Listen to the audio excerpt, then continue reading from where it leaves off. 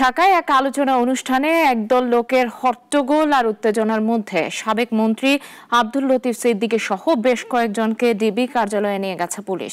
দুপুরে Dhaka reporters unity প্রাঙ্গণে এক অনুষ্ঠানে ঘটে এই অপ্রীতিকর ঘটনা।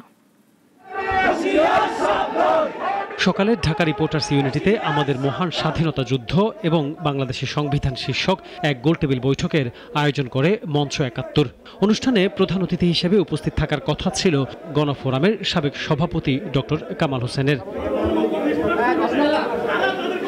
প্রত্যক্ষদর্শীরা জানান, জুলাই যোদ্ধা ব্যানারে আল আমিন রাসেলের নেতৃত্বে কয়েকজন যুবক অনুষ্ঠান স্থলে গিয়ে লতিফ সিদ্দিকী ও অন্যান্য উপস্থিত ব্যক্তিদের অবরুদ্ধ করে রাখেন এবং মিলনায়তনে প্রবেশ ও অবস্থান ঠেকাতে চেষ্টা করেন।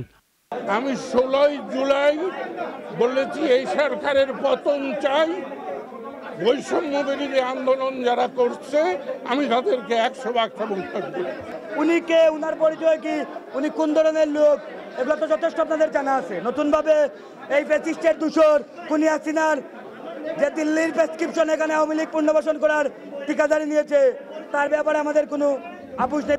দল মতের সব মুক্তিযোদ্ধাদের এখানে আমন্ত্রণ জানানো হয়েছিল বলে জানান আয়োজকরা। অনুষ্ঠান শুরুর পর ২০ থেকে ২৫ জন যুবক এসে হইচই শুরু করে এবং ঘিরে ফেলে।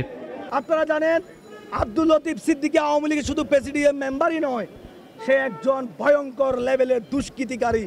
যে ইসলাম ধর্মের নবী, আমাদের ধর্মের অন্যতম স্তম্ভ হজ এবং উমরাকে নিয়ে আব্দুল লতিফ সিদ্দিকী কটূক্তি করেছিল।